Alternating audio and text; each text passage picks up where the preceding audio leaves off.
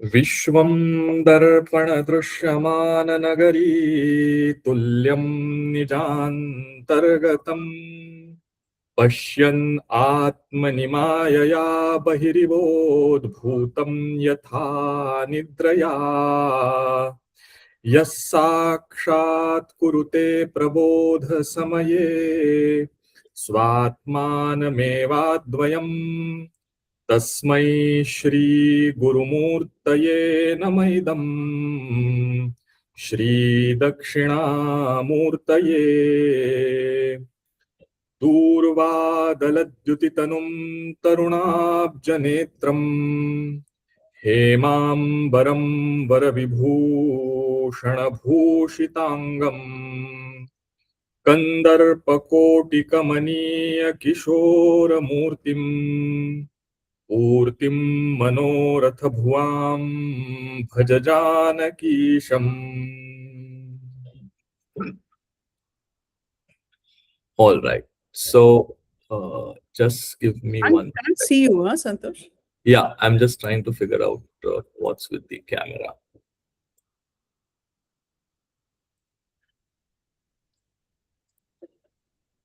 Just give me a second.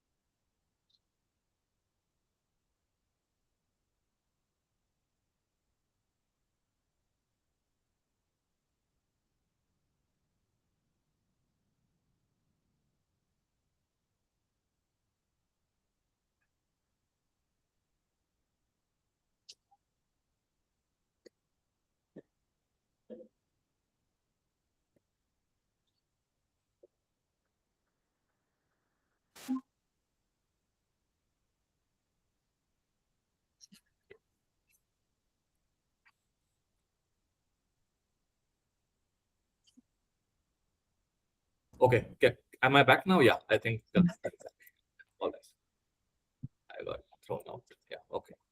So, where were we last time?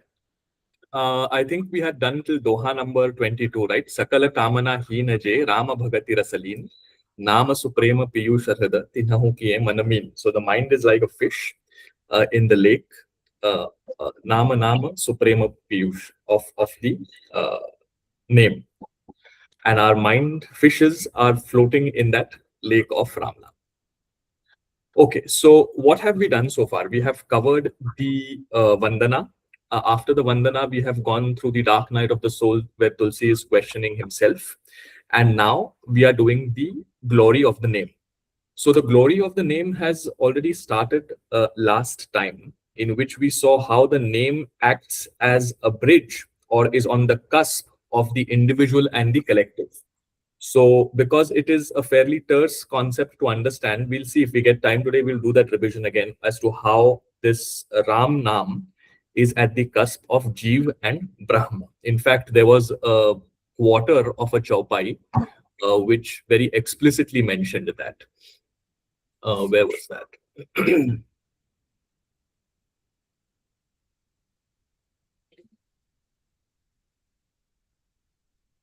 Yeah, this one. Brahma Jiva Sama Sahaja Sanghati.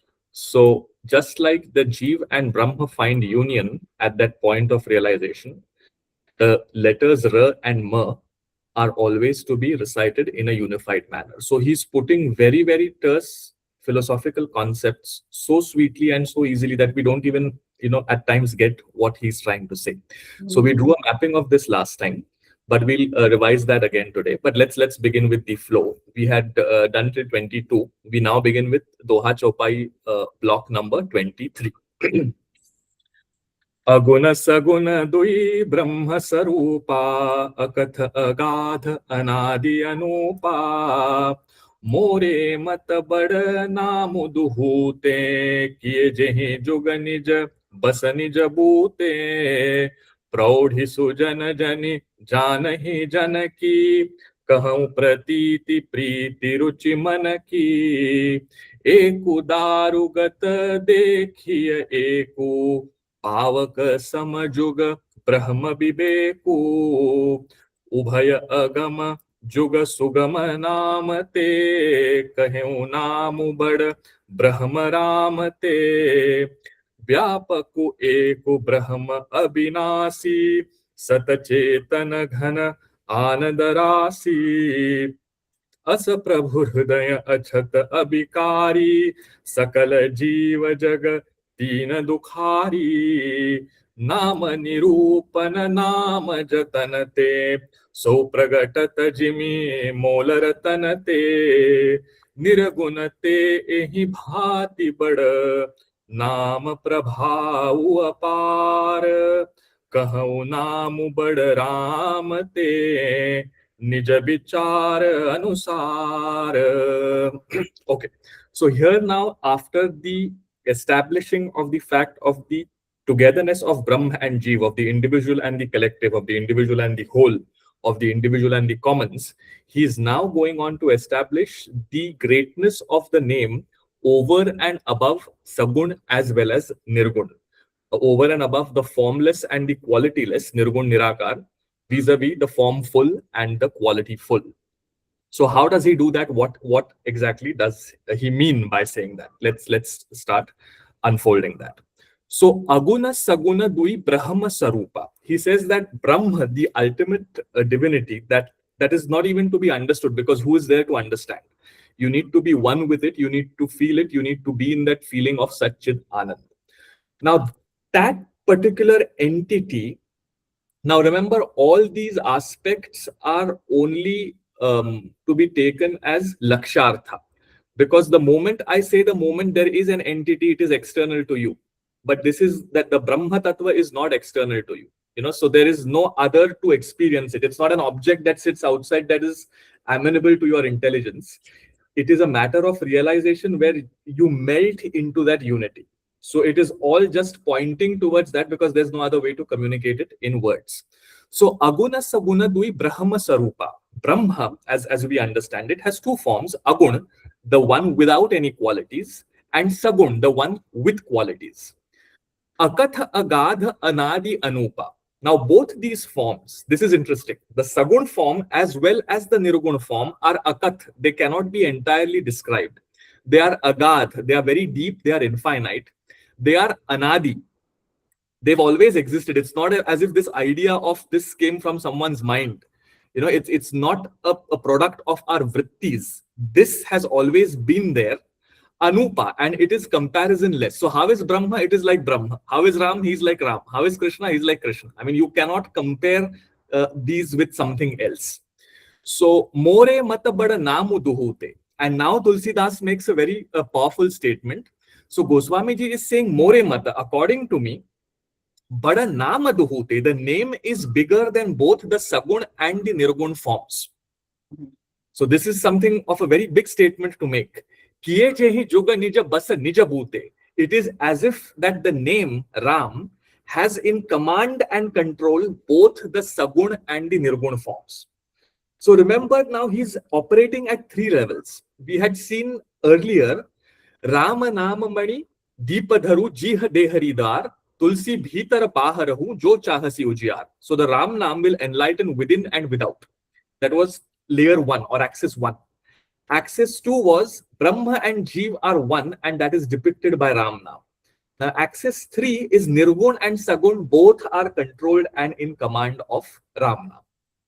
And then he immediately says, don't think that this is some kind of, praudhi, some kind of brag that I have out of my spiritual swag. That's not the case. Praudhi sujana jani janahi janaki. Don't think of this as a brag that I have because I don't know anything. Don't mistake it for that. Kahau pratiti priti ruchi manaki. This is what I have experienced. This is what I'm saying out of love. And this is what has given me joy. So these are words of self-experience and realization. It is not some theoretization. It is not some scholasticism that he's doing here. He's saying that don't think of this as some kind of intellectual brag that I'm making in front of you, praudhi. These are words of pratiti, realization, love, and taste. I derive joy from it. I have experienced it, and I love the name Ram. He then explains Eka Darugata. Daru, as we saw, I think, in one of the earlier sessions, is a tree. So Eka Darugata Dekhiye Eku. So if we say that show me fire in a tree, can you see that? Or if there is dead wood, can you say that this is fire? No. But if you ignite that very wood will spit fire. So he's saying that Eka Darugata Dekhiye Eku. So that Nirgun Brahma is like the fire hiding within the wood. Eka Darugata Dekhiye Eku. One, the Sagun can be seen like fire coming out of that wooden block. Pavaka Samajuga Brahma Biveku. And you need to realize that both of these are like fire. Both have potency, both have potential. One you see as fire, the other is hidden in wood, but that doesn't mean it doesn't exist. Both the Sagun and Nirgun are potent forms of Brahma, but the name Ram is higher and superior to both of them. Ubhaya Agama Yoga Sugama Namate. Both of them are very, very difficult to understand. So if you say that Brahma is Sagun, it is like the fire, then who am I? So if this whole world around me is like that Sagun formful Brahma, who am I? The one who's observing it. Because if he's within me, I cannot see it. If he's outside me, then who am I? If he's Nirgun, if he's lying within you, if he's formless, nameless, and if you have that understanding, then what is this world outside? Is it all Maya? Is it all false? Is it all make-believe? So either way, these are not very easy ideas to understand. So he's saying Ubhaya Agama. Both of them are difficult to understand in their individuality. Sugama Namate. The name makes them easy to understand. Because essentially Sagun and Nirgun also are pointing to the same divinity, Brahma. And that access is given through Ram, which is why the name Ram is superior both to this Darugat, which is the wooden, hidden Nirgun, or the expressed, visible Sagun of fire. The name gives us access to both of them.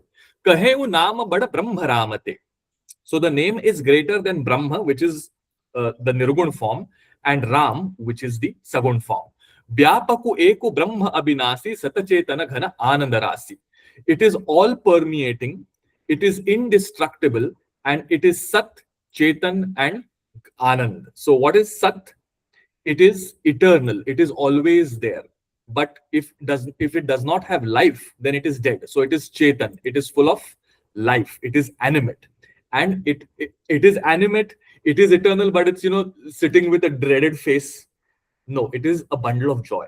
So there is joy, there is life, and there is eternal existence to it. That Sat Chit Anand Ghan is Brahma, which is given access to through the name Ram, Ram, Ram. Asaprabhu Hrudaya Achata Abhikari. Then he says, let's imagine that whatever I'm saying is a praudhi, is a brag. If that were the case, let's say for a moment that all this is very sweet, but it makes no sense. वो ब्रह्म है, वो निर्गुण निराकार ही है. बाकी सब उसकी सगुण अभिव्यक्ति जो है, वो बस बच्चों का खेल है. If you come from that point of view, he then asks a question for such people to reflect on. Asa Prabhu Hrudaya Achata Abhikari.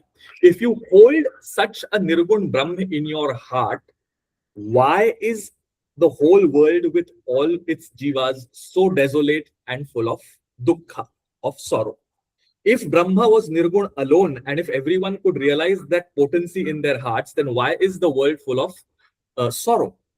Nama nirupana nama jatanate, saupragatata jimi molaratanate. Because they are ignorant of the existence of that divinity within them. It is there for everyone to see, but no one sees it. And it is the name. It is like this Ratna Parakhi, what's the person who works on a diamond called? The Hindi word for that, or the Sanskrit word for that is Ratna Parakhi. For want of a better word, a jeweler.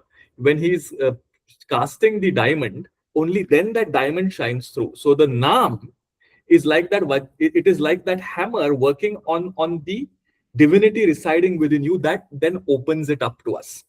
So even though Nirgun Brahma is residing within us, we don't have access to it. We are caught up in the materiality of the world, with the transient nature of things, with our own sorrows and our own helplessness, because we are blind to things that are there evident in front of us.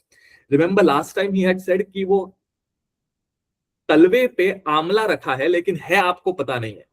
So similarly, divinity is there in all of us, but we fail to realize that it is there. Nama nirupana nama jatanate. By explaining what the name is and by repeating it again and again, that divinity expresses itself as if a hidden jewel starts shining out. Sau prakatata jimi mola ratanate. Niragunate ehi bhati bada nama prabhav apar. So he says that as compared to the Nirgun form, the name Ram in this way is higher or is superior. Kahau naam bad Ramate nija bichar anusar. And now I will tell you how Ram, the form, the Sagun form. So over here, the Naam is greater than Nirgun. Now he's saying, I will tell you how that Naam is greater than Sagun, the form of Ram. So Naam is superior both to Sagun and Nirgun. So before we go here, he's covering a lot of territory over here. So we need to really understand what is going on. Because Sagun, Nirgun, Naam, one is superior to the other. He's saying that don't treat this as a brag of mine. Try and understand what I am trying to say, is what he clearly tells us here. Praudhi sujana jani, janahi janaki, kahau pratiti priti, ruchi manaki. I am telling this to you as a realization that I have had. And because Goswami ji is so sincere in his effort and he is trying hard to let us know what exactly is going on, let us try and unfold it. I just need to log in on my other device.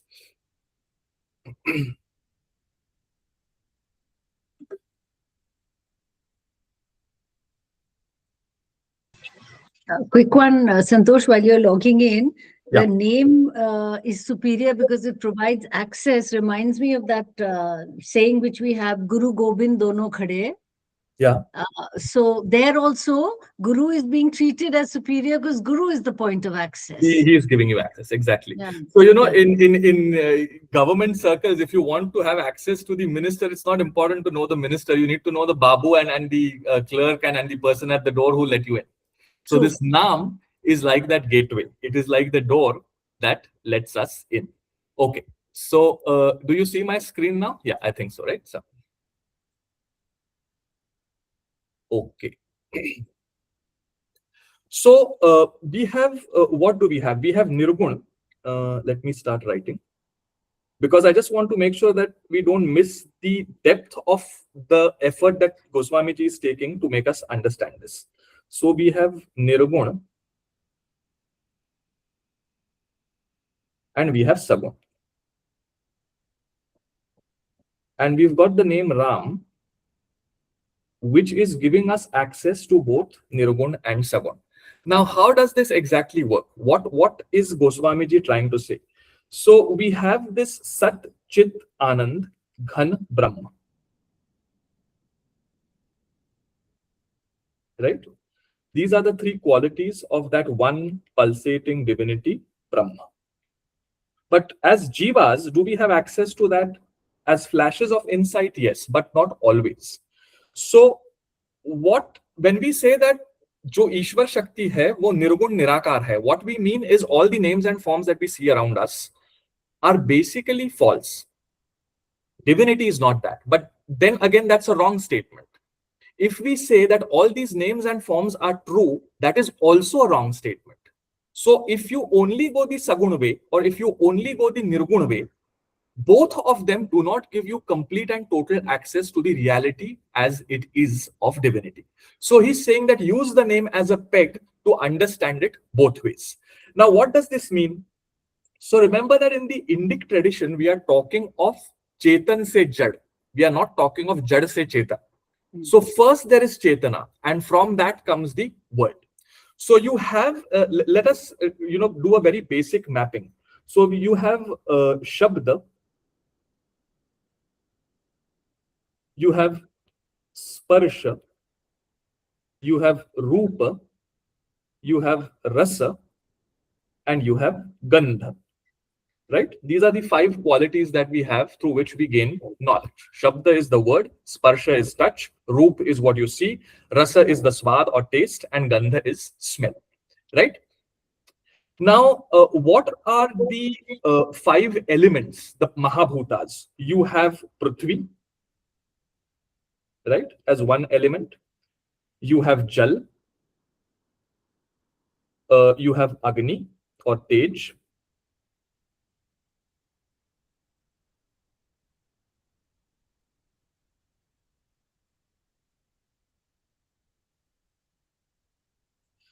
you have Vayu, and you have Akash, right? So far, so good. This is quite straightforward. We have got the 5 elements of Prithvi, Jal, Tej, Vayu, Akash, and you've got the Tanmatra, Shabda, Sparsha, Rupa, Rasa, Gandha. How do we, now what are the qualities of this? So Prithvi jo hai, wo Gandha Vahini hai. So Prithvi gives us access to smell. Where do we have the sense organ in our body? It is the nose or the ghan, right? So far, so good. Ras, where do we taste the ras? On the jihva.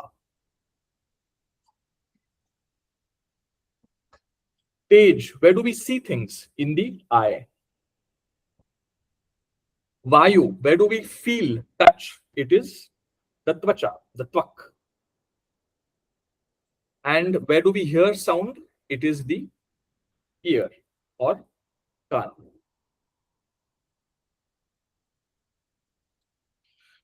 So here you have the 5 tanmatras, here you have the 5 elements, and here you have the 5 organs of sense.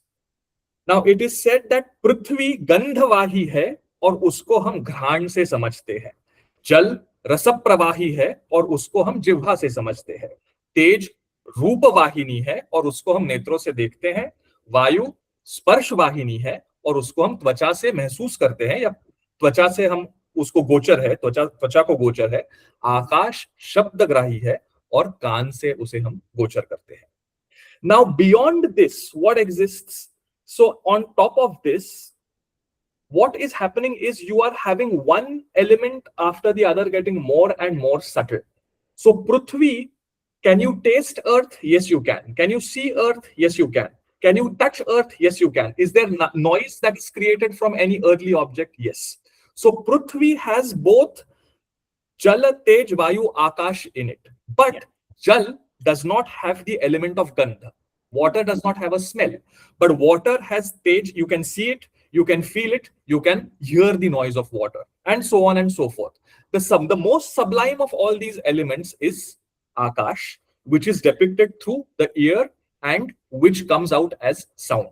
Which is why, if you want to understand something which is extremely sublime through the body, what is the most sublime of the elements? It is Akash. Which bodily organ gives us access to that most sublime of elements? It is the Shabda through the ear, which is why we say Shruti, Shruti, Shruti, Suno. Dekho mat, sparsh mat karo. You know, you go to, if you want to have access to the sublime that goes beyond the 5 bodily organs, what is the best way to do it through the body? You access it through that organ that gives us access to the relative sublime elements, which is the ear. You hear through the ear, which is a function of Shabda, which is a depiction of Akash. And Akash is the most sublime of elements. Where does Nam reside? Nam resides in this territory, right? We say it through the mouth, we hear it through the ear. It is a Shabda that gives us access to the sublime. And then it allows us to cross over. So I'm going down now. So what is existing beyond this mapping is the Mahat Tattva. And then the Trigunas, Sattva, Raja, and Tama, right? These are the 3 gunas. Traigunya Vishaya Veda, Nistraigunyo, Bhavarjuna, Bhagavad Gita. So now this Sattva, Raja, Tama, this interplay between these 3, this dynamic equilibrium has given rise to the 5 elements, the Tanmatras, and to have access to these Tanmatras, we have our bodily organs. But is divinity Prithvi? Yes and no. Because again, if you say it is Prithvi, it is Sagun. But then what about the rest? Is divinity Akash? Yes and no. Because if you say Akash, what about it that is beyond that? So beyond that is Mahat, giving rise to Sattva, Raja, Tama. Then of course you have Prakriti residing, and then I mean, depending on which system you are looking at, you have the interplay of Prakriti and Purush. But in the Advaitic tradition, both of these are residing in Brahma. Now, if you want to have access to this divinity, which is Sat, Chit, and Anand, can you have access to it through the body? No, you can only point towards it through the body. Now, what is the most sublime element allowed in the body? It is the ear, through which you hear the sound, Shabda, which gives you access to Akash, the sublimest of all elements, which points to something beyond. That is enabled through what? Through Naam.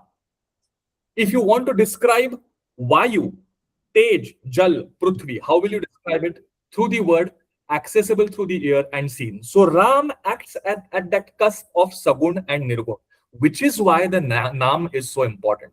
So it's not some fantasy that Tulsidas is building here, which is why he's saying, Isko meri praudhi mat samjho.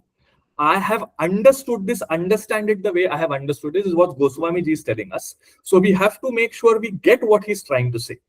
And now with this perspective, we know that Ram gives us access to both the Sagun, the expressed form, and the unexpressed form of that one pulsating Sat Chit Anand Brahma. It is the same Brahma that is there in Sagun and Nirgun. It is our bodily limitation that we split it as either or. It is not either or, it is and. So I'll give you a very beautiful anecdote to understand this exclusivist claims versus inclusivity. So, there was a Western scholar who was doing some research in the Kathmandu Valley in Nepal. And he came from an Abrahamic tradition. So, when he did his field work in Europe or in the States, he used to say, okay, are you a Jew? Are you a Muslim? Are you a Christian? And people used to give them the answer based on what their faith belief was. So he came with that mindset and started a very great scholarship, and started researching in the valley of Kathmandu. The first person he meets, he says, are you Buddhist or are you Hindu? And the person answers yes. So you see, this idea of exclusivity of either or does not exist in the Indic tradition. It is and, which is to say that Brahma is both Sagun and Nirgun and beyond. And to be able to understand this, you have to have a peg, and that peg is that of the Naam, which is why the Naam is so important than both the Sagun and the Nirgun. So don't be an exclusivist claiming that you believe only in Sagun or you believe only in Nirgun. Both of these are functions of your mind. Reality always overflows our understanding of it. Gira anayana nayana binuvani, says Goswami ji later. When Ram and Sita meet, he says, Gira anayana nayana binuvani. What I can see with my eyes, I cannot translate it through my voice. What I speak is not what I have seen. So all this reality is extremely difficult to get access to. And hence we have to peg it on Ram, Ram, Ram at the level of the ear, the sublimest that the body can get, to have access to that which is beyond, to have access to that which is within, and to have access to that which is without. So this is what Goswami ji is saying. Yeah, Preeti, you had a question or some remark. Yeah. In what you have written down here on the left-hand side, which I saw, so you have the Mahat, the Tanmatras, which are of course there, and the three gunas. And I think there is a one layer which needs to be penetrated through this, which is the ahankars, which are also three types. So that's the internal block. Absolutely right. So that would come before the Prakriti Purush, am I right? That's absolutely right. So you have the we call it the Chatushtai: Man, Buddhi, Ahankar. And sometimes these three are put together as Chitta. Sometimes Chitta is taken as a separate entity. Yoga Chitta Vritti Nirodha. That's the first sutra. I mean, it's one of the first sutras of the Yoga Sutras. What is yoga? It is the cessation of all your vrittis. So Mana, Buddhi, Chitta. And where do those vrittis reside? In the Chitta, which is a combination of Man, your emotive part, Buddhi, your intellectual part, and Ahankar, your ego part. So your ego, intelligence, and emotion, they all keep interacting, and it is this jumbling that leads to all this mohamaya. The world exists as it is. It is our mind mapping that is creating affections and distractions. So, Preeti, you're right. I missed this part. Man, Buddhi, Chitta, Ahankar, absolutely. And then you have Prakriti Purush, then residing in the Brahman. And access to all this is pegged through Ram. This is just one axis, remember. The other axis we explored last time around the individual and the collective, Jeev and Brahma. So you have, I'll just summarize that quickly because it's important to understand that he's doing this process. Oops, sorry, what happened? I just lost access to the.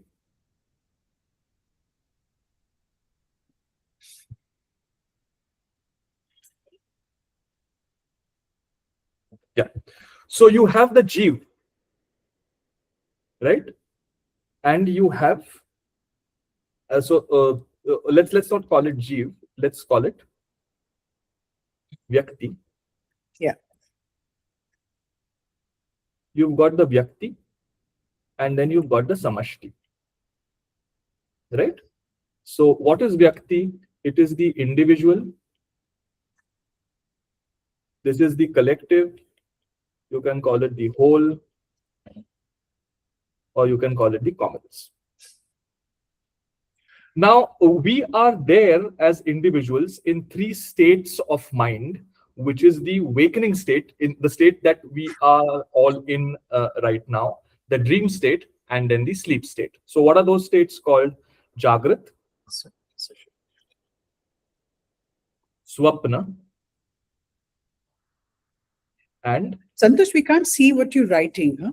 That part is. oh, have I stopped sharing? Okay. Yeah. Sorry. Yeah. What happened?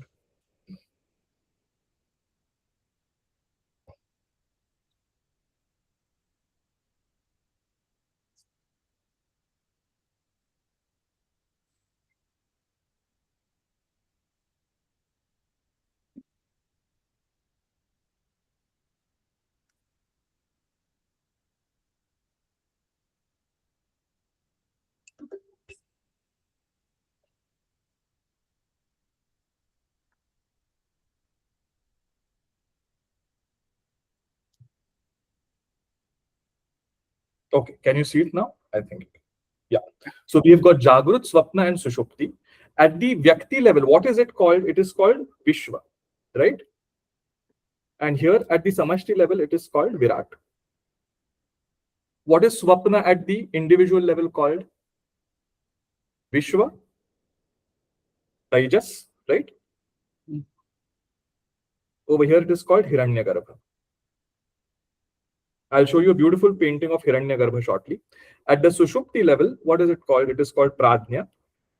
And over here, it is called Ishwar.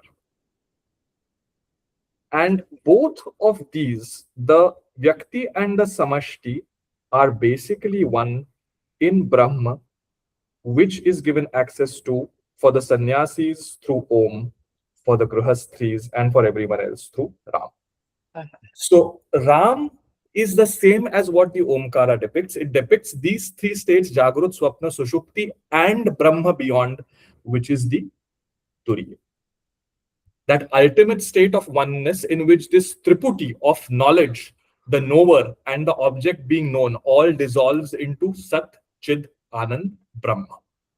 So this again is given access to through the name. So the barriers of the individual and the collective dissolve into Ram. The barriers of the inside and the outside dissolve into Ram. The barriers of the Nirgun and the Sagun dissolve into Ram, because it is essentially one pulsating entity, which is why Ram Nam is superior to both the Sagun and the Nirgun form. Okay, this is what Goswamiji is trying to tell us over here. Yeah, any questions? Yeah. So, we have often come across explanations of Om as O, Ma, and then deities are assigned like Brahma, Vishnu, Mahesh, and then Anuswar, which is in some say it is the Devi Tattva. And then I was reading the Shiv Puran, and it's actually all of that is just Shiv and Shakti. So like that, is there an explanation for Ram? If you break it down into the consonant, vowel, etc., is there again some definition for each of those? Yeah. There is. Now, it is very interesting that the word Ram cannot be derived through traditional Sanskrit grammar. It's quite interesting that such an important word is not a derivative of Sanskrit grammar because it depicts Brahman. But the Rakar, the Akar, and the Makar are said to depict the three states, and their union is said to depict Brahma. And we already saw that in this Ram is also included Sita. So it's not just the male, but also the female. So the name is also dissolving. So just see how many layers. It's like a multi-dimensional universe. The individual and the collective, the inside and the outside, the male and the female. All these barriers are being dissolved and embedded into Ram, Ram, Ram. Now, we had also seen, since you raised this question, Preeti, in one of our earlier sessions, that access to the divine is provided through the feminine. Now, this is not about male and female being different external entities. We are talking of male and female aspects that reside in each and every one of us. So all of you all have a female as well as a male side, as much as every man and woman has. So we have Sitaram, right? We have, what else do we have? Radha Madhav, Radhe Shyam, Uma Shankar, and Lakshmi Vishnu. You will never find anyone called Ram Sita. You will never find anyone called Madhav Radha. It will be Radhe Shyam, Sita Ram, Uma Shankar. So the access to the divine is given through the feminine of humility, respect, letting aside the ego go, letting yourself flow into the divine. So the access to the kingdom of the divine is only through the feminine, which is why I had also said earlier that you cannot have access to the kingdom of Krishna by being a man. You have to go there as a gopi. Only then you know the divine. It has to be through Radha that you have access to Krishna. Effectively, the two of them are one and residing within you as divinity, but not exclusively within you. So again, we make this confusion ki ye theek hai, ye sab, at an intellectual level, it's not really divinity that is outside, it is actually within us. No, it is inside and outside. The moment you say it is inside only, it is nirgun only, you are letting go of a very important aspect of it. The moment you say, I don't believe in all this intellectual stuff, I believe in a Sagun deity, you are letting go of the subtle element of it. It is both. And since it is so difficult to understand, you get access to it through Ram, Ram, Ram, which is why the name for the Grahasthis of Ram is more important than all these, just as the Omkar Pranav mantra is the Adhikar of the Sannyasis. Santosh, also Shri Ram. So Shri also stands for the feminine, isn't it? Absolutely, yeah. In fact, if you know, Shri Guru Charana Saroja Raja, the beginning of the Hanuman Chalisa. So what is that? Is it Guru who's given the title Shri, or is it first bowing down to Lakshmi and then the Guru? Yeah. There's always this. So yes, Shri is that feminine divine. Yeah. Okay, Sajali, you had a question? Yeah. So, you know, everything which you've explained, which you wrote on your iPad, I mean, for just because one has been studying with Nima and the whole Vedanta space, this just sort of flowed through. But my question is that having written this in Avadhi for the common man, so I'm thinking if I'm one of those people sitting there listening to this in Avadhi, तो जो कथाकार था वो क्या ये इतने elaborately समझाता था कि उसके लिए मतलब the pattern was that just the whole essence and feel and everything about the name is at that level then paused. Could I make myself clear? Yeah, absolutely, crystal clear. Okay. It was, see, the traditional kathas in Sankat Mochan that I attended, they used to elaborate this to no end. They just used to go on and on and on. And people used to get it. So it is not about literacy, it is about understanding. It is about having that layer of culture within you that through which you can absorb. It's like a sponge. And again, it is easily accessible through the ear. If you start reading this, it will be very confusing. But if you listen to this, it is much more accessible. So it is not that, it is not to be mistaken as an intellectual exercise that was accessible only to the few. The whole point of the katha, so the katha verses act as a memory peg, as a mnemonic through which each and every concept can be unfolded can be opened up. You can also rush through it when you're reciting it, absolutely. But all these concepts were very much elaborated at great length by the traditional Kathakars who didn't have, YouTube channels or who were not marketing themselves, but who just sat in a temple and had 3-4 people around them. They very much did this. And I have personally experienced that. So I can say with utmost sincerity that yes, they did that very much so. That's incredible then. Yeah. But as I said last time, this breed is slowly dying out. Now the kathas are becoming more of it's a song and dance now, Yeah. There's a lot of song and dance. It is, I mean, there are two views to it. If you want to make it accessible, you have to dilute it a bit, is one view, which I get. The other view is, you do the katha in its original form to few people, and that is also good enough. So there are two views to it. So yeah, did I answer your question, Sajali? Oh, absolutely. And I'm quite, it's marvelous that they could, it was a part of their rendering to go into such detail, because like you said, it's dense. Yeah, and he's actually doing that. It's not as if we are trying to build onto something to which he's not saying, he's True. He's actually saying that the Ram is at the cusp of Jeev and Brahma. Now, how do you explain that unless you explain this whole thing? You have to do that. So I wondered about whether that explanation was given or not. That was really my question. It was very much given. It was very much given. Okay. So now, how do I get out of this? Okay. So we'll get back now to our recital. So is this part clear now? Why is the name greater than Sagun and Nirgun? Because it can come as a shocker. I mean, someone says that the name is greater, but why? Why is it greater? Because the name does not have. So is the name Sagun and Sakar, or is it Nirgun and Nirakar? The name Ram, is it Sagun Sakar or Nirgun Nirakar? I think Sagun Sakar. Sagun Sakar. I think it's both. I mean, really what you bring to it when you are, it's transformative. So as you're saying it, you are experience, if that's the right word, both. You are in both the zones, is what I feel. Exactly. And Sajali, what were you saying? I think similar, that it's you can't put it in either of the places as a compartment. See, it's at the boundary line, as you said. Sagun, does it have qualities? Yes, it's coming as a shabda and it's hitting the ear. Does it have an akar? Some might say that, okay, it has an invisible akar, which is to say that it is partly nirakar. Again, so it's at that liminal space of Sagun and Nirgun. Correct. Of inside and outside. So you hold it on the mouth, you enlighten inside and outside. You hear it, you are at the boundary of Sagun and Nirgun. You have Sitaram, you're at the boundary of gender and you're dissolving everything. So which is why the Ram gives you access to this pulsating Satchit Anand Ghan Brahman, which is so difficult to get access to exclusively through Nirgun or through Sagun, which is why the name is so important. So it's also important to understand why they are focusing so much on the name again and again and again.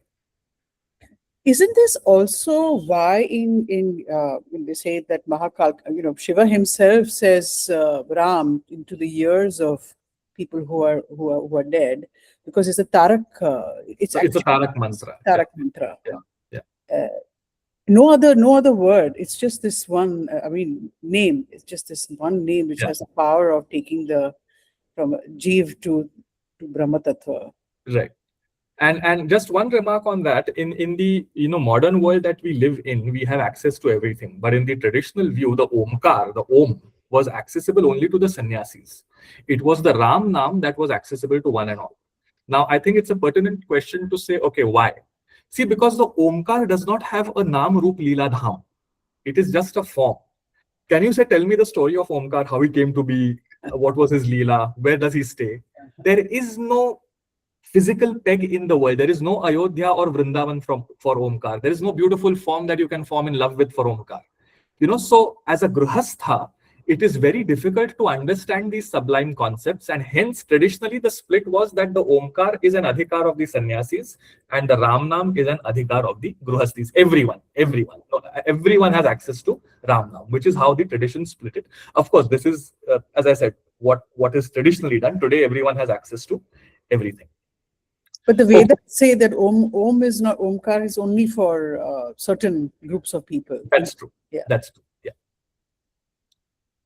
Okay. So, but the reason I tried to explain behind that the Omkar is accessible only as a deep contemplative practice as to what it means, whereas Ram Nam, through the stories, through the Nam Roop Leela Dham, it is easily accessible. So it allows these concepts to pickle inside you.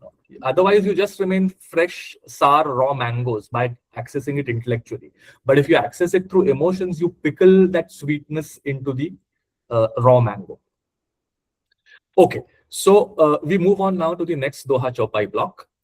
Ram भगत हित नर तनुधारी सही संकट किए साधु सुखारी नामुस प्रेम जपत अनयासा भगत हो ही मुद मंगल बासा राम एक तापसतिय तारी नाम कोटि खल कुमति सुधारी ऋषि हित राम सुकेतु सुता की सहित सेन सुत कीन्ही बिबाकी सहित दोष दुख दास दुरासा तलई नाम जिमि रबिनि सिनासा भंजेउ राम आपु भव चापू भव भय भंजन नाम प्रतापू दंडक बनु प्रभु कीन्ह सुहावन जनमन अमित नाम किए पावन निसिचर निकर दले रघुनंदन नामु सकल कलि कलुष निकंदन सबरी गीध सुसेवकनी सुगति दीन्हि रघुनाथ नाम उधारे अमित खल वेद विदित गुणगाथ. Okay, so here he's done his first part of his exegesis and has told us why the name is superior and sublime to the Nirgun form. Now he's moving into more interesting and controversial territory. Controversial as a fun aspect, not really controversial, as to why the name is superior also to the form or Ram himself. So remember what's happening. It is Goswamiji writing the Ramayana, the whole Leela of Ram, telling us why the Nam is more important than Ram himself. So that's the second part. So basically why the Ram gives us access to, Ram Nam gives us access to the Sagun form. And he explains that so beautifully in the next Doha Chaupai block, which is 24. Rama Bhagata Hita Nara Tanudhari. So it is basically that divine form or divinity herself took the form of a human being for the pleasure of the bhaktas. Sahi Sankata Kiye Sadhu Sukhari. And that form, Ram, in his Leela, he killed many demons, but at the same time, he gave pleasure and joy to great sadhus. You know, this whole, the killing of Tadka, the saving of the yagya of the sadhus in the forest, his entire journey from Ayodhya as he went to, Bihar, to Vidisha, that entire journey is full of his stories of cleaning the forests and making it devoid of all the demons so that people could meditate in peace. So in his Leela avatar, he killed many demons so that sadhus could meditate in peace. But in the Nam avatar, you just have to say Nam, Ram, Ram, Ram with love. Nama sa prema japata anayasa. What is the effort to say Ram? Kuch effort nahi hai. Just it comes naturally. Ram, Ram, Ram. Bhagata ho hi muda mangala basa. Basa is Vasa, home. The Bhakta becomes a home of auspiciousness and joy.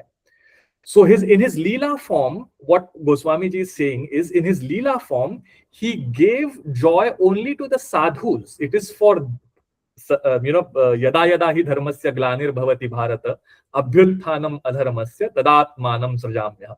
Bhagavad Gita. Paritranaya sadhunam, vinashaya cha dushkrutam, dharma samsthapanarthaya, Sambhavami yuge yuge. I come again and again to destroy the bad, to establish dharma, and to give joy to the sadhus.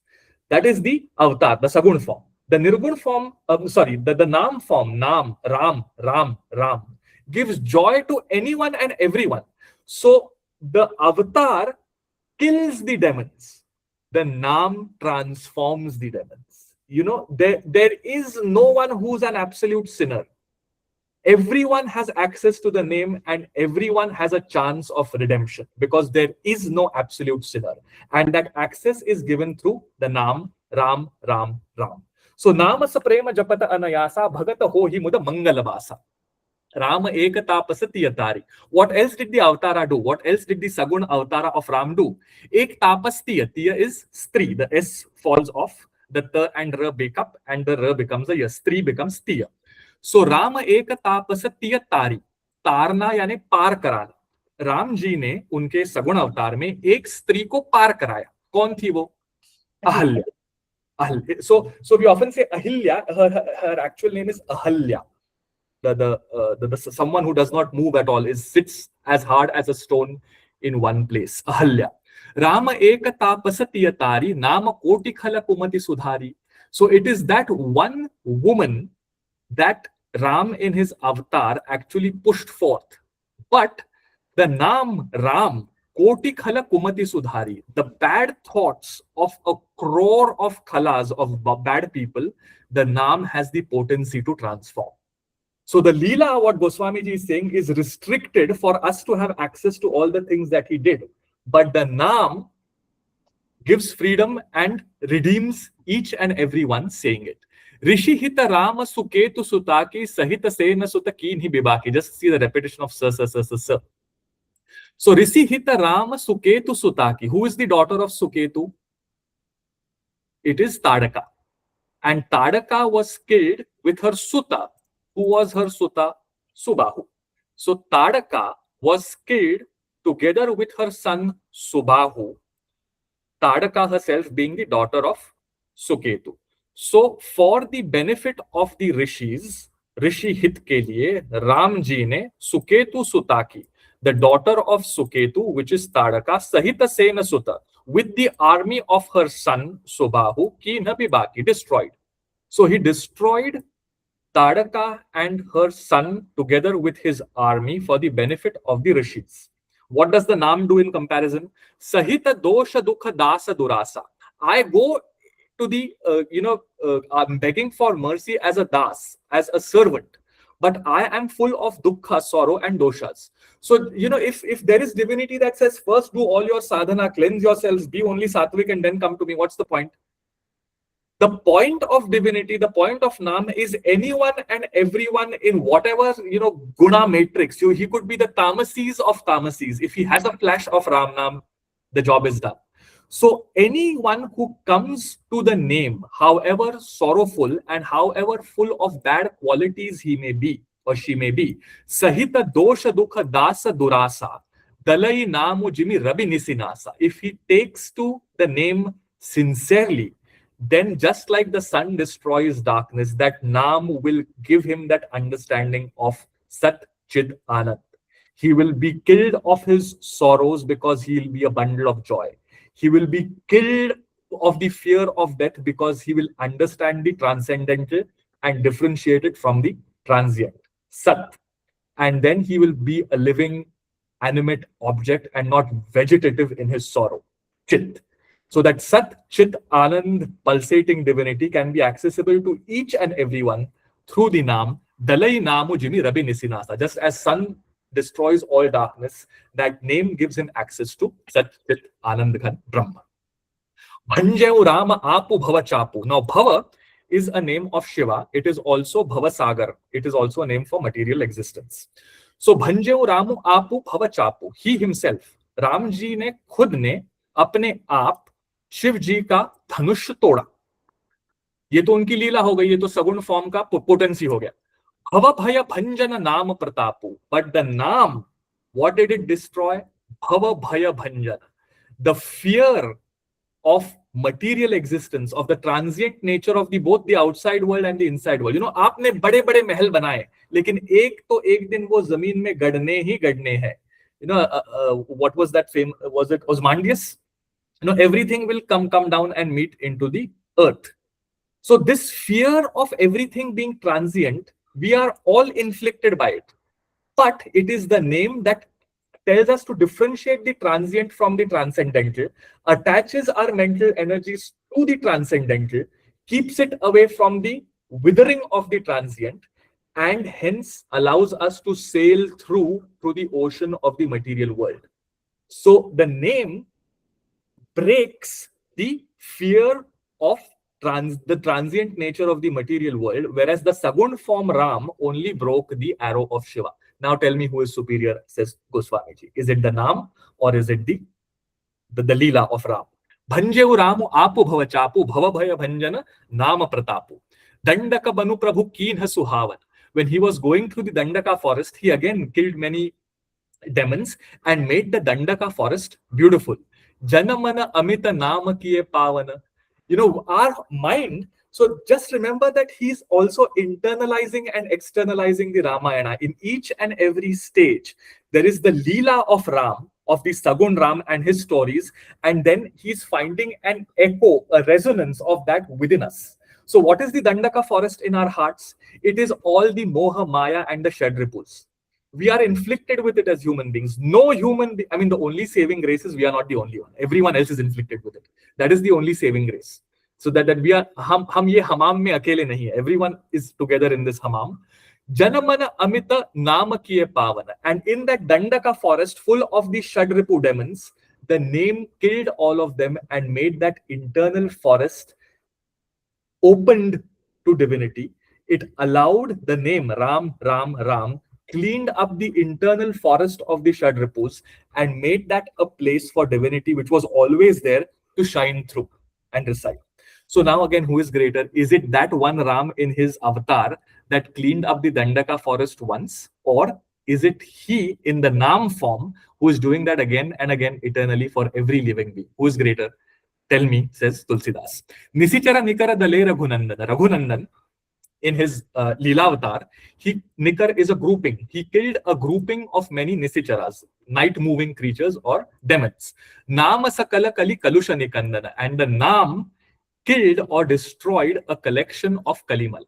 So, you know, whatever we do, we are all caught up in the trappings of Kalimala. Higher, faster, stronger, more. So we forget being and we are after becoming. हम कुछ बनना चाहते हैं, हम बने बनाए हुए हैं, उसको छोड़ के हम कुछ बनना चाहते हैं, which is not bad, that is essential.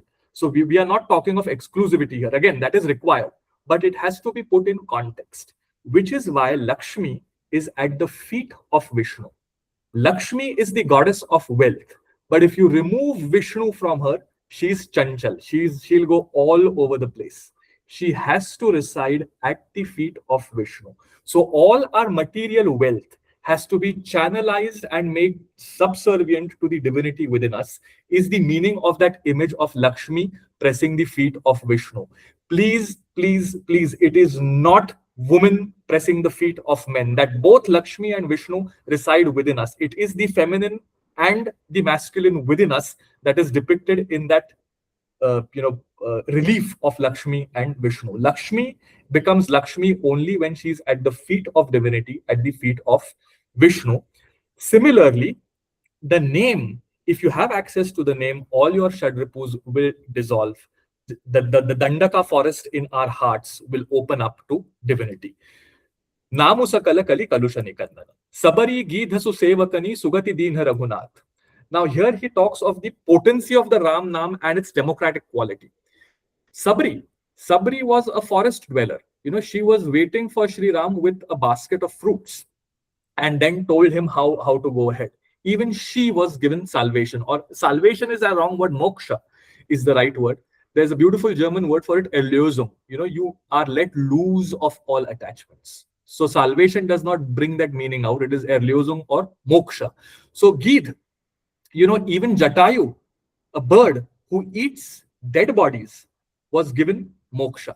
Susevakani. So anyone who approaches him with humility and with sincerity, the doors are wide open. There are no doors. It is open access. No one is closed out.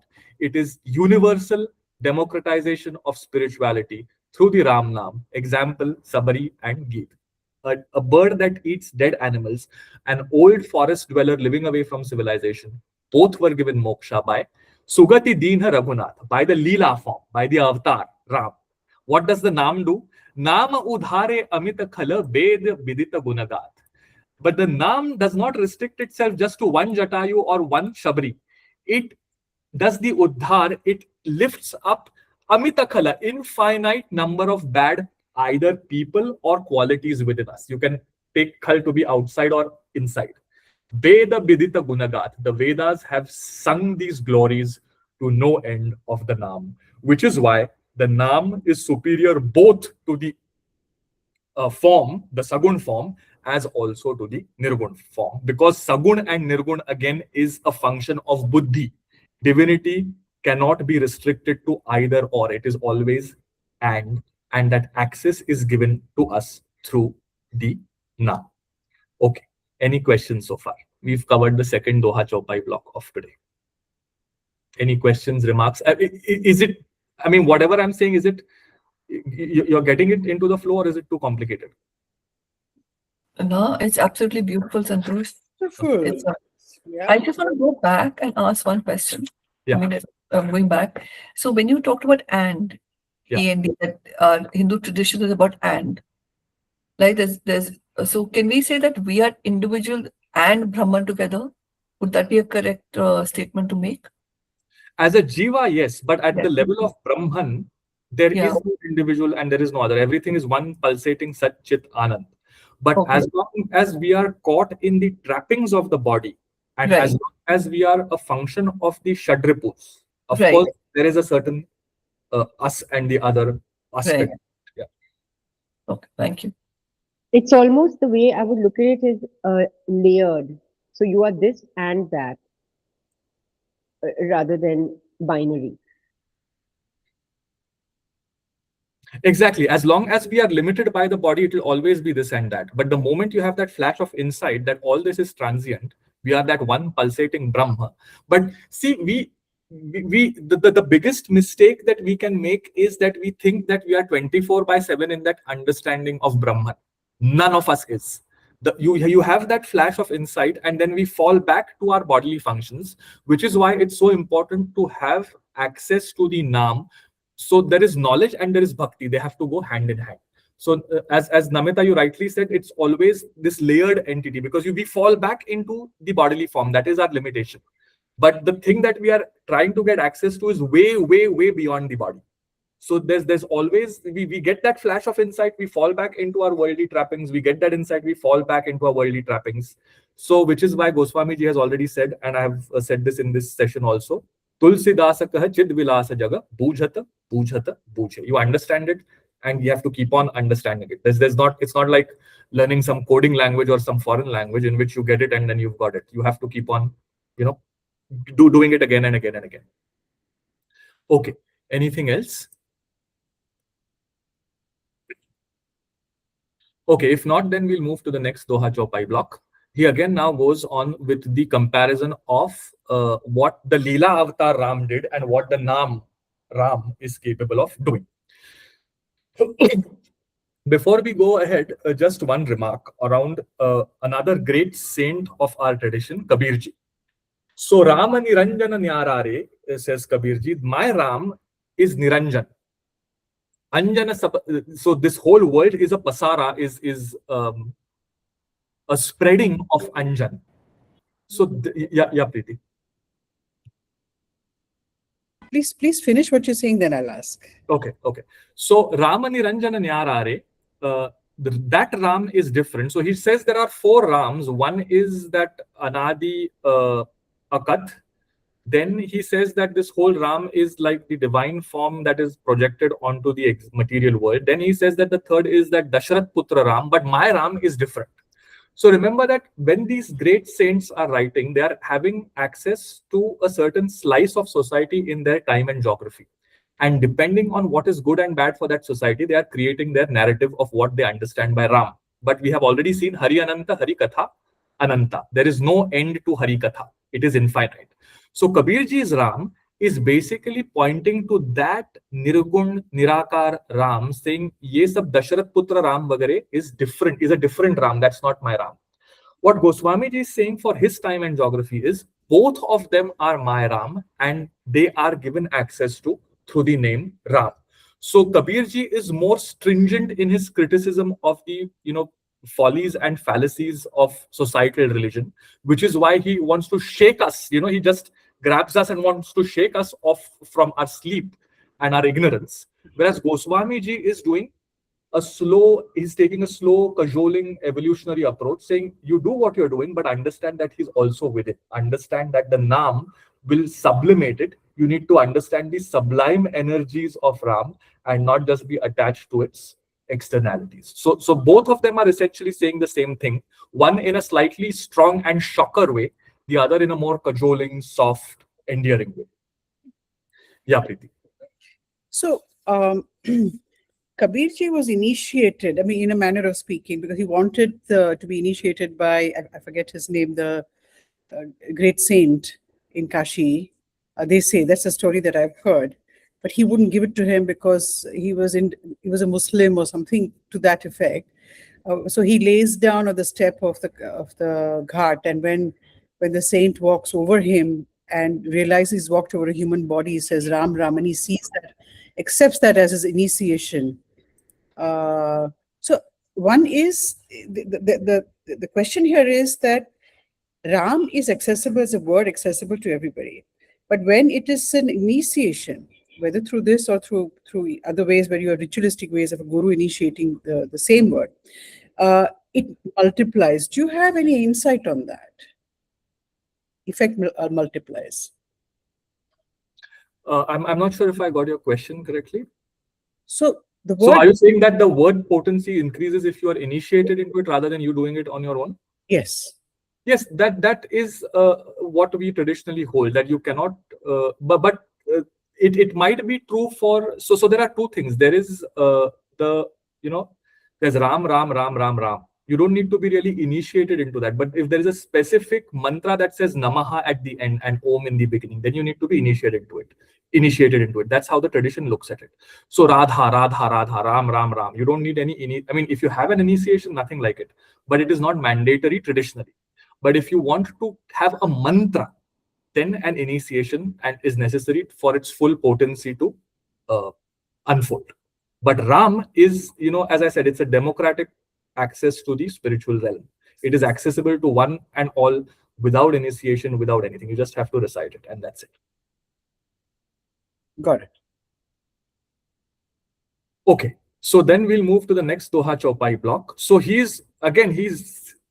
what is Goswamiji doing over here? He's doing a beautiful thing. He's saying that let your Sagun Upasana be as it is, let your Nirgun Upasana be as it is, but please don't make exclusivist claims on only this or only that, because that Brahma is neither, is both, and is beyond. And he does that so beautifully in a poetic phrasing. It's just unbelievable what he's able to do. Okay. Ram Sukanth Vibhishan तो राखे शरण जान सबको नाम गरीब अनेक निवाजे लोक वेद बर बिरिद बिराजे राम भालु कपि कटकु बटोरा सेतु हेतु श्रमु कीन्हन थोरा नामुलेत भव सिंधु सुखाही करहु विचारु सुजन मन माही राम सकुल रन रावनु मारा सिय सहित निज पुर पगुधारा राजा राम अवध रजधानी गावत गुण सुर मुनि बरबानी सेवक सुमिरत नामु सप्रीति बिनु श्रम प्रबल मोह दलु जीति फिरत स्नेह मगन सुख अपने नाम प्रसाद सोच नहीं सपने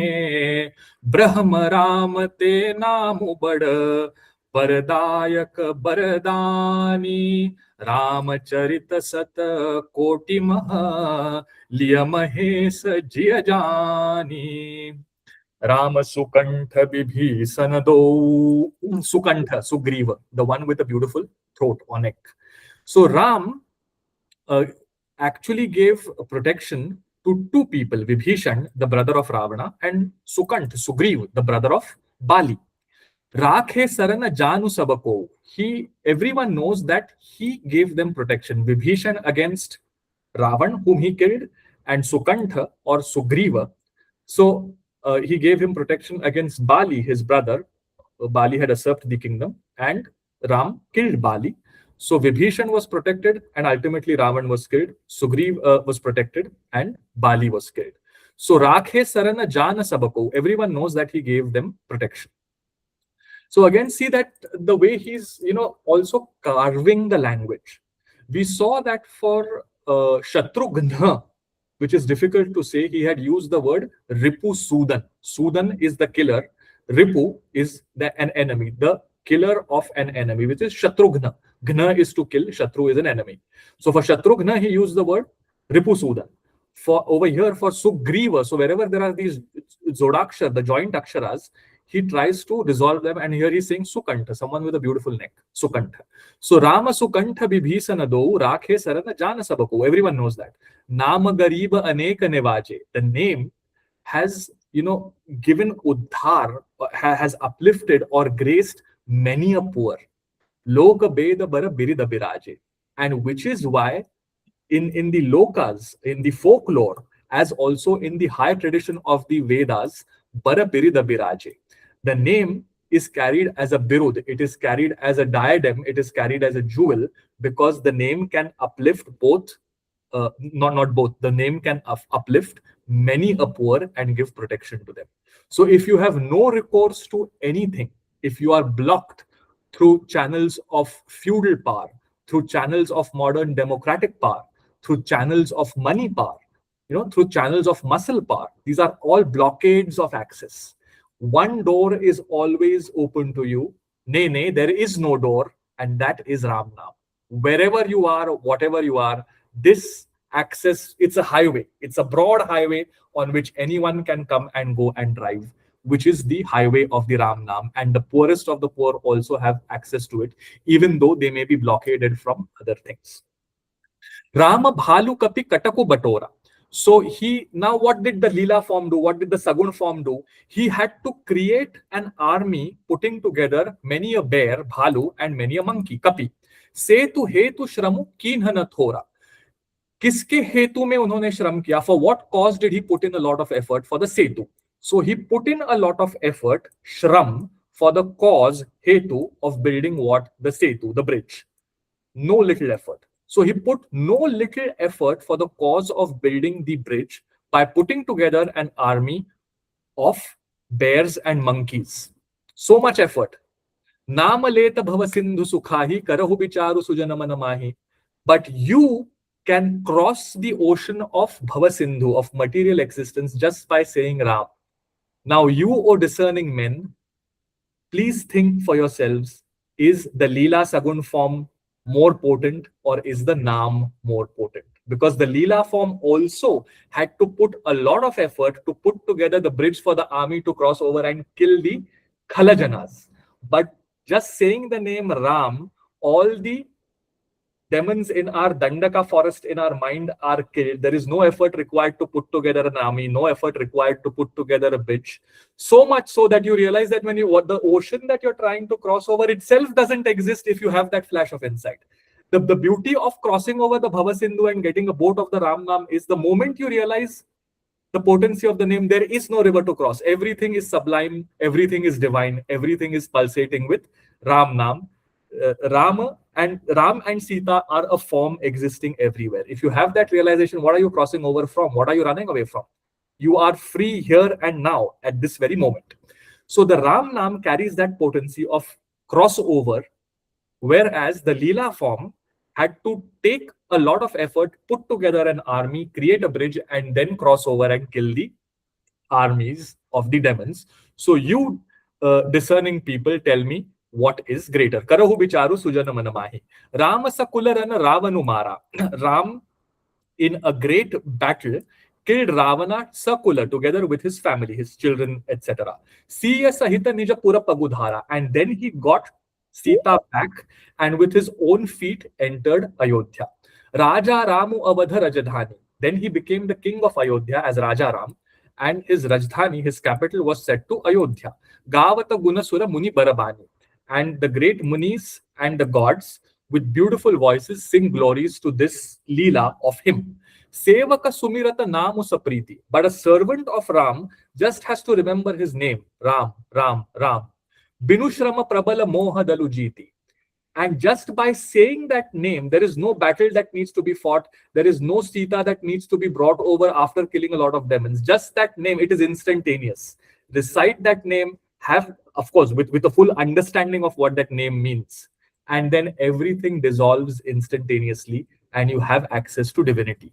Phirata saneha magana sukha apane, nama prasada soch nahi sapane. And when you start reciting the name, Goswami ji says, Phirata saneha magana sukha apane, you get addicted to it. You get attracted to it so much so that the only phalashruti, the only fructification of name, what do I want when I say Ram Naam? All these things, your material wants, needs are taken care of. What you ultimately start asking is, give me time for more Ram Naam. So, Phirata saneha magana, so you are in your own trance. You go on your own high. Nama prasada soch nahi sapane. Even the highest of dreams cannot imagine. I cannot even imagine telling the grace of what the name can do, even in my dreams, says Goswami ji. Brahma Ramate Namu Bada Baradayaka Baradani. He says that the name, now this is a concluding piece, or the leitmotif, that the strain that is going through this whole music of Naam is Brahma Ramate Namu Bada. The name is bigger than Brahma, the Nirgun form, and Ram, the Sagun form. Paradayaka Baradani. It is a giver of grace even to those who give grace.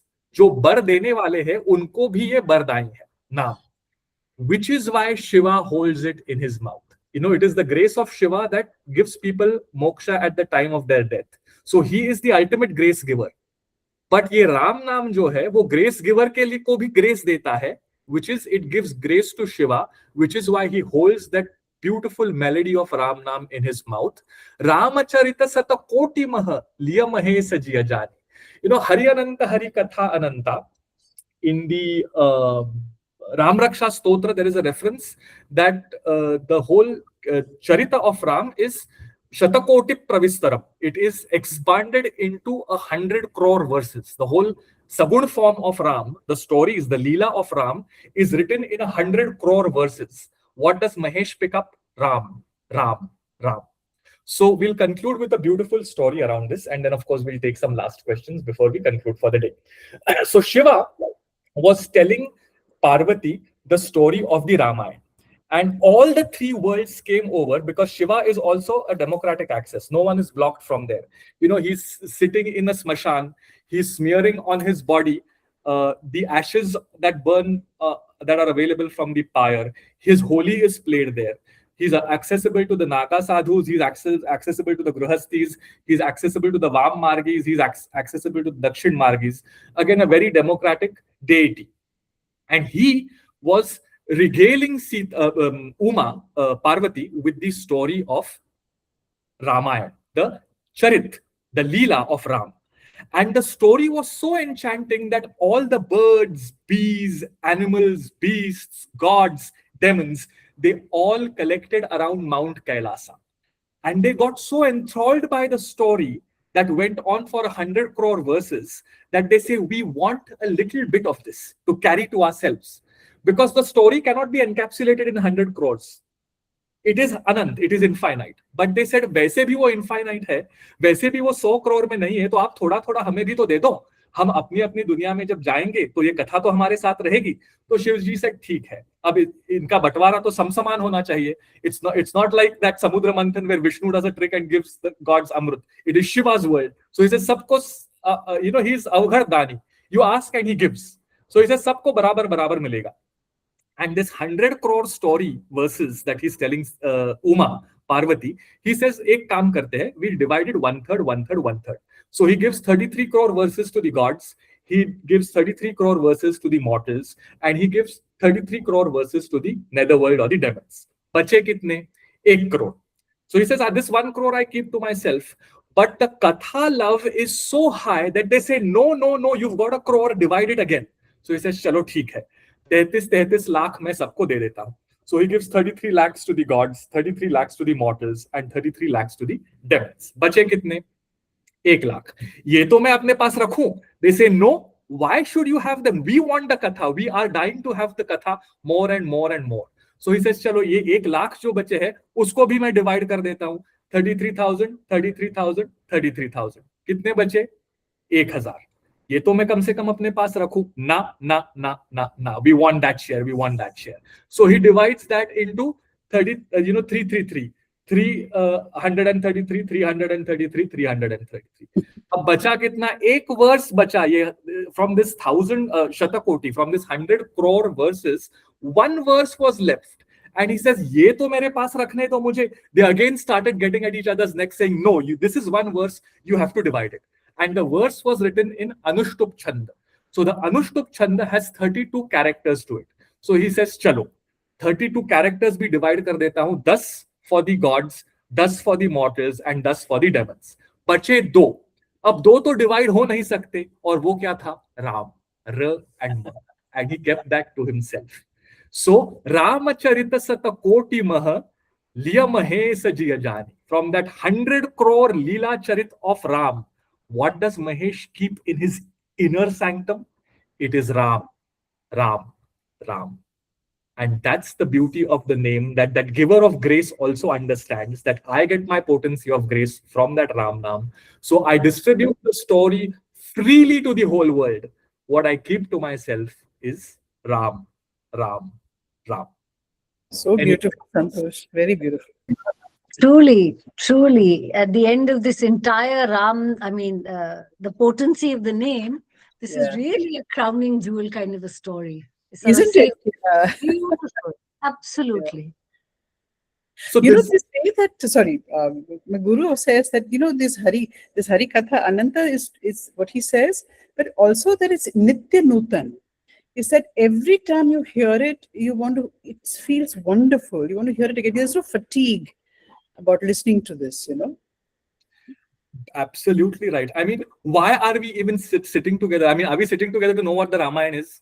We all know the story of, he himself is telling, he went across, he built a bridge, he got together as many spoilers he is possible to give, he's giving all of them. So what is left? We all know the katha, but every time it is new. It is like the rag. You can never sing the same Malkaus again the next time. It is always a new Malkaus. It is always a new Yaman. It is always a new Puryadhanashri. The framework is there, but your expression. So if I do this katha again 1 year down the line, it will be a very different katha. True. If you are listening to any other katha, or if you yourself are telling this story a second time, it will be very different from your first telling of it. And the first telling itself will be a retelling because no one listens to the katha for the first time. So that's the beauty of it, that there is no plot to give away. Everyone knows the story, but there is still such great joy in listening to it. There's a prayer. One part of it is Ishvara Priti And I think, that's really something which is coming alive, Santosh, thanks to Tulsidas ji and the way you're sort of putting it across. So really, really very great. That was wonderful. Ishwar Prityartham is actually essentially the only reason why I'm doing this was love for God. Yeah. So Santosh, most grateful for that. Really, thank you so much. It is Tulsidas ji basically that we all need to be grateful to. So it is love for love's sake. So since you brought up this topic, the most sublime form of devotion is that of the gopis. The gopis are not the son. They don't have, a maternal love like Yashoda.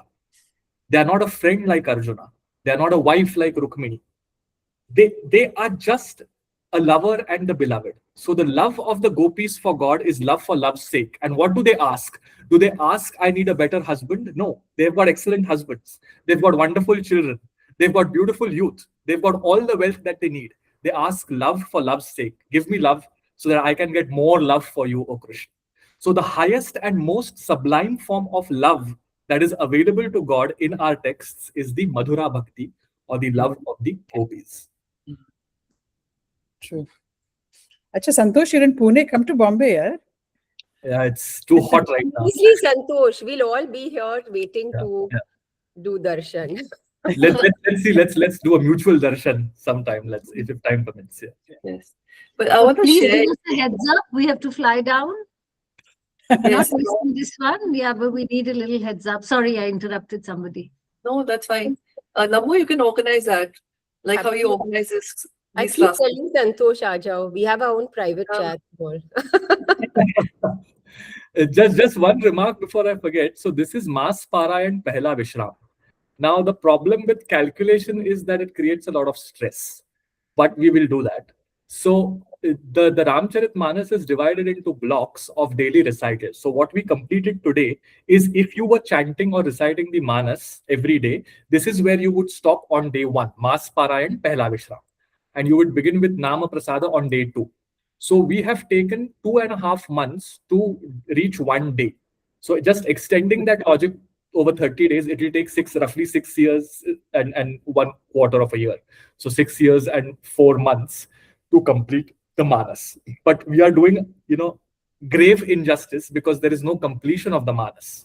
We keep on talking of Hari Ananta, Hari Katha Ananta, and then we say we'll complete the Manas in 6 years and 1/4 of a year more, which is again grave injustice. So every Katha is the entire Katha in itself. So at the end of 1 month, we already know the whole of the Ramayana story. We know that Sita was rescued. We know that they built a bridge. We know that they came back to Ayodhya. We know Vibhishan, we know Jamavant, we know Ravan. All the dramatis personae with their stories have been introduced. We know everything. So the Katha, if you want to limit it, is already done. Whatever is there now is only rasa, rasa, rasa. And True. which is why this I mean, at least I'm not too stressed out as to whether this is going to take 6 years, whether it is going to stop in between somewhere. I'm not too bothered about it, because the Katha anyhow is infinite. And as Shivji, all we need to have is Ram, Ram, Ram. I just thought of making this remark because we've reached the Pratham Vishram today. So. No, perfect. I mean, at least I think all of us are aligned to that. So What's You were interesting going is to show us, sorry. No, Namita, carry on. No, I was just going to say that, there's also this lovely performative, almost entertaining quality, and it kind of like just mesmerizes you. So it works on so many levels. It's not just puja part. It's kind of like literary, and it makes you feel engaged. So it's written in a very interesting way where you really feel like listening. Totally, and it is meant to make those rasas flow. So it is not like a very terse critique on like some Anandagiri Tika on Mandukya Karika. And that is beautiful, but you need to be completely in it, 2 hours dedicated study. This is like, it's just free flowing.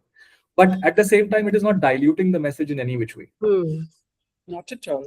I want to share that at once I met one of the the Panditjis who were very, very deeply into the Ram Katha. And I asked him that, can you give me some gyan, that what is a good way of praying, and if you can give me some good Dohā or something to repeat.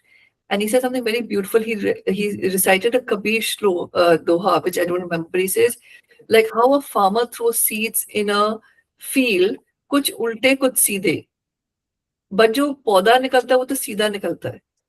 So he said there is no regimented proper way of praying. He said बस राम का नाम लो और राम का नाम दो. So I said, how can I give Ram का नाम? He said जब आप राम राम बोलते हो तो वो भी तो राम राम आपको वापस बोलता है. Circulating it, very true.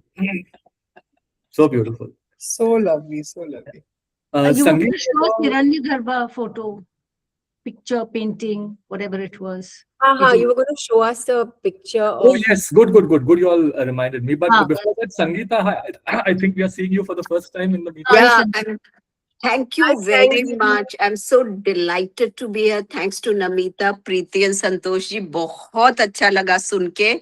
And since you called out to me, I'll be very happy to host whenever Namita and Preeti organize. I'll be happy to host. All of us are happy. I'm very happy to host as well. So, Whoever. Sangeeta, you'll have to come, huh? Sachmi. Let's listen something. so this is decided. Okay, so you just have to. And it's so easy. I have literally just driven from Pune. It took me 3 hours. Really? You just pinged me. I was here, sir. Acha. Okay, so please remember we have to fly down. I'm so sorry. I'm sort of like a stuck record, but very greedy to be there. So give me a chance. We'll plan little later when the heat goes. Santosh, when are you in Bombay, India until this season? So see, the thing is, May is full of holidays in Germany. There are like at least 4 or 5 public holidays. Acha. So I'll probably fly at the end of May. Okay. तभी भी गर्मी तो होगी बॉम्बे में, Yeah, I पर know. we'll brave it. All right. So we were talking of this Hiranyagarbha.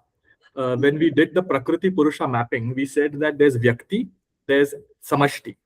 At the Vyakti, the awakening state in which you see the world is Vishwa. At the collective, it is Virat. When your mind and your imaginations is the second, which is the Taijasa. Here it is Hiranyagarbha at the collective level. So the mind of the collective, the mind of the universe. And how do artists depict it or paint it? So this is a painting of Hiranyagarbha, the golden egg or the golden womb, by Manako. He is a Pahadi painter.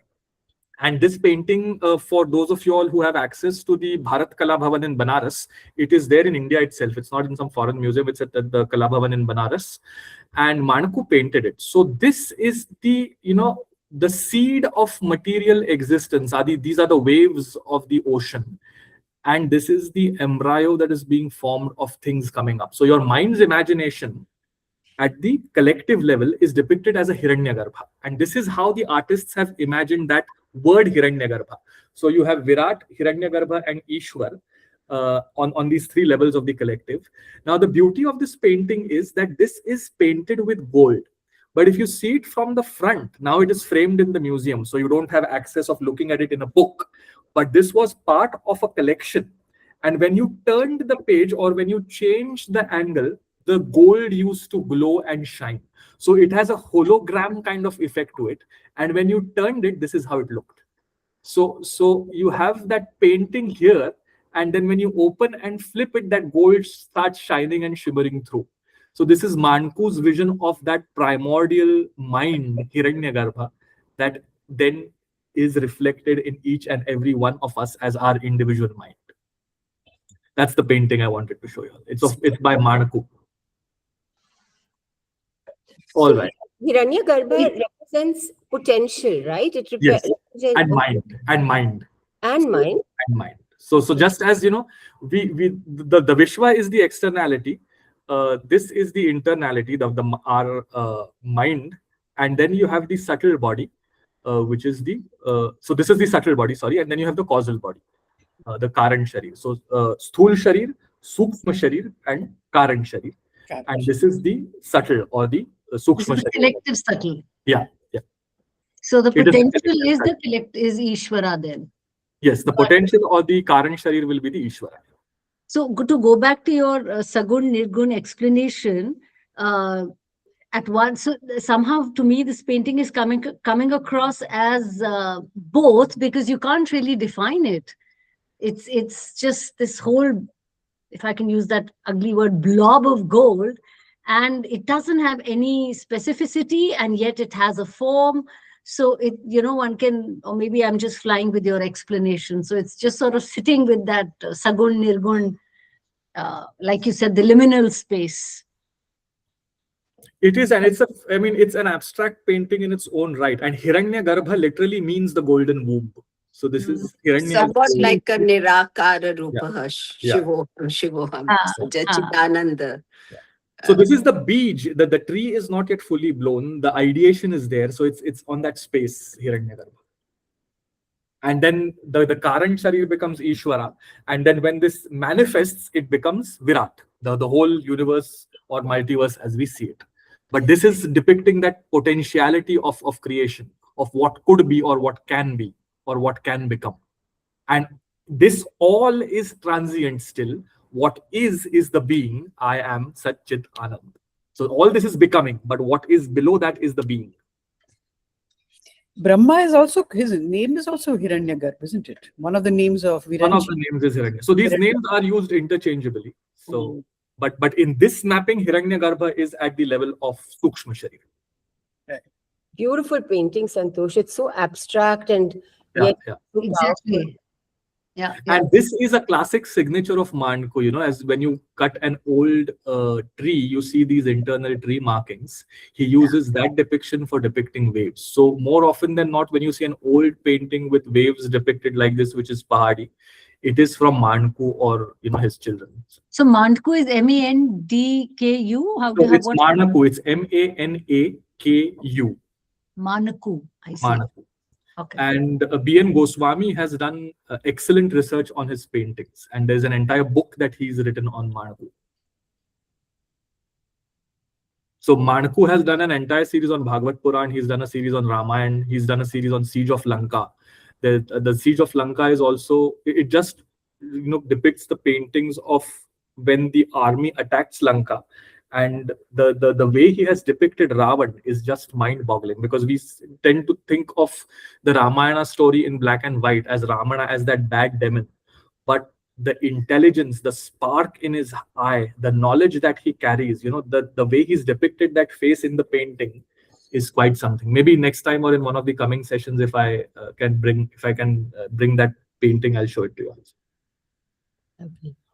All right. So we'll conclude for the day today. Yeah.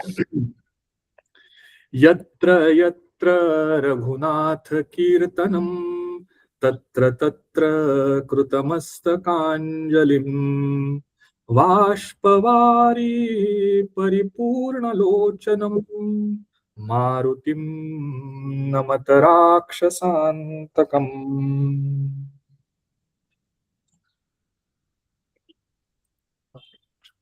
Thank you, Santosh. Namaste, everyone. Wonderful. Thank you. Thank you. Thank you.